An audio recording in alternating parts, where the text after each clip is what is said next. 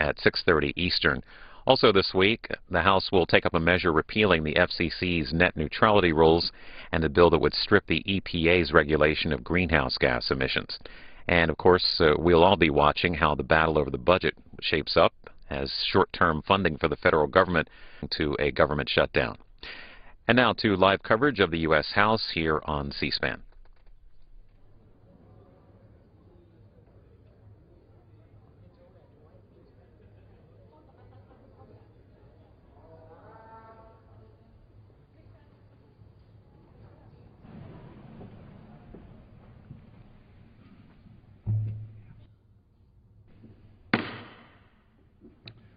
The House will be in order. The prayer will be offered by our chaplain, Father Coughlin. Lord God, your loving and sustaining presence breaks through certain moments of time. You enlighten your people to take the next step and make the necessary decisions that will lead them through the maze of present needs. Guide the members of the House of Representatives that priorities will reflect the full promise of your compassion for those most in need, build greater justice, and secure the path of peace in this fragile and complex world. Lord, be with us now and years to come. Amen. The chair has examined the journal of the last day's proceedings and announces the House his approval thereof. Pursuant to Clause 1 of Rule 1, the journal stands approved. The Pledge of Allegiance will be led by the gentleman from Kansas, Mr. Pompeo. Thank you. Will everyone please join me, including those of you in the gallery, reciting the Pledge of Allegiance to the United States of America. I pledge allegiance to the flag of the United States of America and to the republic for which it stands, one nation, under God, indivisible, with liberty and justice for all. The chair will entertain requests for 1-minute speeches. For what purposes does the gentleman from South Carolina seek recognition? Mr. Speaker, I ask permission to address the House for 1 minute or 5 to extend my remarks. Without objection. Mr. Speaker, this is an important week for American families. The continuing resolution expires Friday. Liberals are clearly responsible for a possible government shutdown. The American people know spending is out of control with the record deficit in February of $223 billion. Borrowing from creditors overseas is $5 billion a day, putting American jobs at risk. Senior citizens are threatened with their savings and Social Security becoming worthless. Young people are being burdened with crushing debt, which will lead to oppressive taxation. How did this week arise? The budget for this year was not adopted by the Liberal House last year. The continuing resolution for this year was passed by the new Conservative House, but has not been adopted by the current Liberal Senate. Speaker John Boehner has fought for the Pledge to America, which the voters supported last November, with a record of over 63 Liberals being defeated. Senate Liberals have been revealed scheming inflammatory name-calling of Republican Whip Kevin McCarthy instead of good faith negotiations. I hope this week the Senate Liberals put politics aside and do what is right for common sense government. We cannot mortgage the future to happiness. For what purpose does the gentleman from Ohio seek recognition? Mr. Speaker, I request permission to address the House for 1 minute. Without objection. It is said our government runs on a system of checks and balances. But when it comes to war, the administration writes all the checks, and Congress doesn't know what the balance is. The administration can wage war and ignore Congress, says the Secretary of State. Shut up, keep giving them money. Expanding war expands the Pentagon, costing more than $700 billion this year. That's 50% of discretionary spending. The United States funds 25% of NATO's military expenses. All these wars cost trillions. As of today, we will have spent $805 billion to bring democracy to Iraq, $443 billion to bring democracy to Afghanistan, perhaps over $1 billion already to bring democracy to Libya. I have an idea. Let's bring democracy to America. Instead of cutting programs for the poor, for children, for pregnant women, or shutting down the government, Let's shut the wars down. Build bridges at home, don't blow them up abroad. Bring democracy to America, jobs for all, health care for all, education for all, retirement security for all. End the wars. The gentleman's time has expired. For what purpose does the gentleman from Kansas seek recognition? Rise to address the House for 1 minute. Without objection. Thank you, Mr. Speaker. Today I rise to recognize the tremendous accomplishment of the Wichita State University and its men's basketball team. Shocker basketball is rich in tradition, and Shocker's 10,000 screaming fans at nearly every game. For the first time, Wichita State University is now the reigning champion of the National Invitational Tournament. Last Thursday, they finished their tourney with a convincing victory over a worthy opponent, the Crimson Tide of the University of Alabama. This was a glorious cap to an excellent season. This year, the Shockers won 29 games, the most in the university's history, losing 2 games to Final Four opponents during the season by a total of only 5 points. It is my honor to congratulate Wichita State University, its president Don Beggs, athletic director Eric Sexton, the basketball team's head coach Greg Marshall and his staff, and all the great young men who played their hearts out in New York to bring the title back to Wichita. A great season for the mighty Shocker Nation. MTXE, go Shocks. For what purpose does the gentleman from Massachusetts seek recognition? Without objection. Mr. Speaker, the Hunger Fast of 2011, the efforts by anti-hunger leaders to highlight the draconian cuts to important life-saving programs included in H.R. 1, the House Republican budget proposal, continues to expand. Every day the number of Hunger Fast participants increases. Every day awareness of these cuts to those programs that provide a circle of protection rises. Every day the resolve to fight these cuts grow. I am thankful and proud of these brave Americans who are giving up food to fight against these harmful cuts to programs like WIC, as well as other important safety net programs. This weekend more joined this effort, including the heads and members of SEIU, Move On, and many others. Budgets are moral documents, and the cuts in H.R. 1 cross that moral line. I stand with the participants of the Hunger Fast in opposition to H.R. 1. Instead of cutting programs that help people get access to food and nutrition, we should commit ourselves to ending hunger in America. Please go to www.hungerfast.org for more information. I yield back my time. For what purpose does the gentleman from Arkansas seek recognition? Without objection. Mr. Speaker, I rise today to celebrate the milestone in the life of a lady professional golfer, Stacy Lewis, of the Woodlands, Texas, and of late the University of Arkansas at Fayetteville. Ms. Lewis won her first LPGA golf tournament yesterday in California, the Kraft Nabisco Championship, a major event on the LPGA Tour. Mr. Speaker, my purpose today is not necessarily to bring attention to a sporting achievement, but rather to acknowledge the hardship in this young lady's life that makes this accomplishment incredible. Stacy suffered from scoliosis as a child and spent her teen years in a back brace. Only because of her drive and determination did she reach the pinnacle of women's professional sports. Add to that, she dominated the field the very week her grandfather passed away. I'm proud of Stacy Lewis. I admire her grit, literally and figuratively. She has a spine of steel. I join her parents, Dale and Carol Lewis, and the Razorback Nation in saluting her for what we all hope is the first of many championship trophies. And I yield back. For what purpose does the gentleman from Tennessee seek recognition? To address the House for a stretch 1 minute for memorializing resolution. Without objection. Thank you, Mr. Speaker. Today is many things in different people's lives.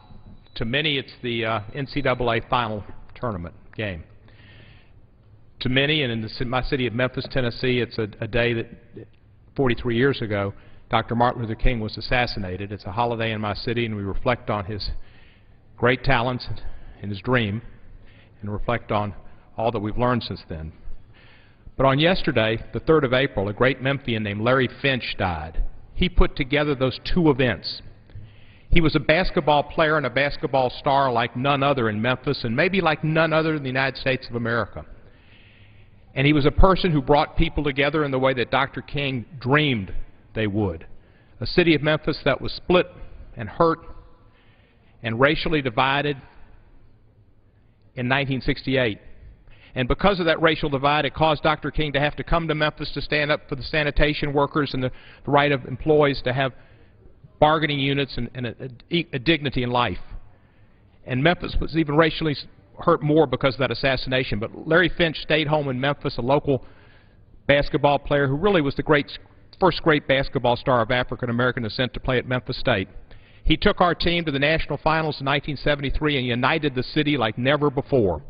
Whites and blacks came together to cheer for Memphis State and for Larry Finch, and he spent his entire life in Memphis, was our head coach for 11 years, winning more games at Memphis State than any coach in history. He was a beloved individual who brought people together and didn't know race. He died Saturday. He will have his homegoing on Saturday, this coming Saturday. I show you the Memphis commercial appeal from the day after he died, the greatest. The entire first section is nothing but Larry Finch and his story from Orange Mound, Tennessee, and Melrose High School to Memphis State in the Final Four, where he had 29 points, and we would have won but for Bill Walton having the game of his life. I mourn my friend Larry Finch. The city of Memphis mourns Larry Finch. Sports can be more than winning and losing. Larry Finch did that. He was a great American, and we're lucky he came this way for the people of Memphis and our nation. Thank you, Mr. Speaker. Thank you very much. Is this next?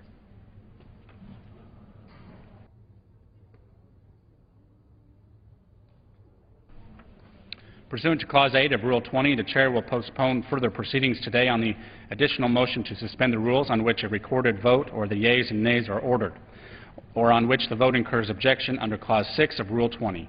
Any record vote on the postponed question will be taken after 6:30 p.m. today. For what purpose does the gentleman from Florida seek recognition? Mr. Speaker, I move to suspend the rules and pass H.R. 1246. The clerk will report the title of the bill. H.R. 1246, a bill to reduce the amounts otherwise authorized to be appropriated to the Department of Defense for printing and reproduction. Pursuant to the rule, the gentleman from Florida, Mr. West, and the gentlewoman from Guam, Ms. Bordalio, each will control 20 minutes. The Chair recognizes the gentleman from Florida. Mr. Speaker, I yield myself such time as I might consume and ask unanimous consent that all members have 5 legislative days within which to revise and extend their remarks on the bill under consideration. Without objection. So ordered. Mr. Speaker, I rise to support H.R. 1246. It is a simple, common-sense bill that calls for an overall 10% reduction in the printing and reproduction costs of the Department of Defense. And more importantly, the American people support H.R. 1246, as more than 150,000 people voted online via the UCUT program on passing this bill. The American people are behind this, and we need to be behind the American people. H.R. 1246 will help us keep our promise to the American people that we will cut waste, fraud, and abuse in government spending and spend taxpayer dollars more efficiently. And that includes every department or agency. In fiscal year 2012, the Department of Defense proposes to spend $357 million for printing and reproduction services. Now, I am not arguing that paper copies are no longer needed. We all still rely on paper. But I do not understand why we need examples of these high, expensive, glossy, color briefing slides and slick books that the DOD sends over here for everything from briefing slides to budget rollouts and miscellaneous reports. And if anyone is interested, the House Armed Services Committee has a boatload of these fancy printed reports. I think the information that DOD needs to get to us, as well as share internally amongst themselves or with the public, can just as easily be conveyed using plain black and white copies that are printed on both sides. And nowadays, a lot can be transmitted electronically. During my 22 years of active duty service in the United States Army, I witnessed the growth of the excessive PowerPoint briefs and reproduction. I am well aware of areas where saving money is very possible, and this is one of those areas. These cuts are aimed at wasteful Defense Department spending and will not affect the overall mission of our men and women in uniform in protecting our national security. Mr. Speaker, a mere 10% reduction to this one account will save taxpayers $35.7 million in fiscal year 2012 and nearly $180 million over the next 5 years. We owe it to the taxpayers to take this step. Now, this may seem like a small amount to some, but imagine if every member of Congress, all 435 of us, took it upon ourselves to do the exact same and find where we could cut some wasteful spending. We would regain the trust and confidence of the American people as good stewards of their resources. Let's pass H.R. 1246, and I reserve the balance of my time. The gentleman from Florida reserves his time. The gentlewoman from Guam is recognized. Mr. Speaker, I yield myself such time as I might consume. Without objection, so ordered. H.R. 1246 is an innocuous-sounding bill that proposes to help reduce federal spending and reduce waste by cutting 10% of the Pentagon's printing and reproduction services budget. I believe most of us would agree that the goal of H.R. 1246 to reduce dependence on paper copies in a time of proliferating electronic media is one that most of us would find reasonable. In effect, however, the bill does little to address that much more serious deficit issues facing our nation today, including issues in the defense arena that should be thoughtfully debated by members of this Congress. The bill is estimated to save some $35.7 million in fiscal year 12, and then another $180 million over the next 5 fiscal years, which hardly makes a dent in multi-trillion-dollar deficit facing our nation. One could also argue that the bill is ill-timed, coming on the heels of increasing requests for the Department of Defense to produce documents for oversight being conducted by congressional committees. Indeed, requests from the Congress for required reports, including, Mr. Speaker, from our own House Armed Services Committee, number in the hundreds and thousands. So it would seem somewhat hypocritical of us to be cutting funding for printing and reproduction services when we, members of Congress, are asking for more and more and more reports. Mr. Speaker, while I will not encourage my colleagues to oppose this bill, I consider it a bad use of valuable floor time that could be used to address legislation to put this country on a track toward greater fiscal responsibility. And I reserve the balance of my time. The gentlewoman from Guam reserves the balance of her time. The gentleman from Florida is recognized. Thank you, Mr. Speaker. And I would say this. I do believe that we must take a first step when we talk about deficit reduction. I think that this is one of the important things. As I said in my statement, if each and every one of us in this House, all 435, made the effort to find these instances of fraud, waste, and abuse, then we could have more significant cuts into our deficit and, of course, into our debt.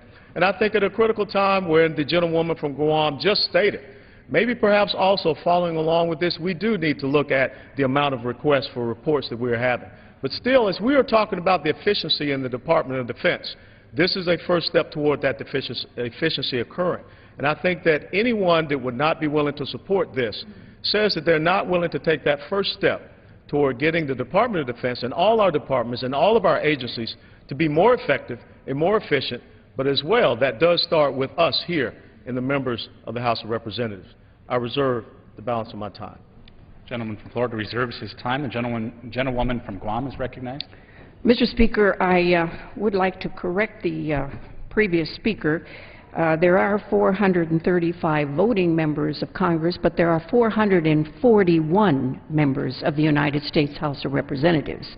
Although I represent a territory and I'm not allowed to vote, I do make requests during committee time for reports.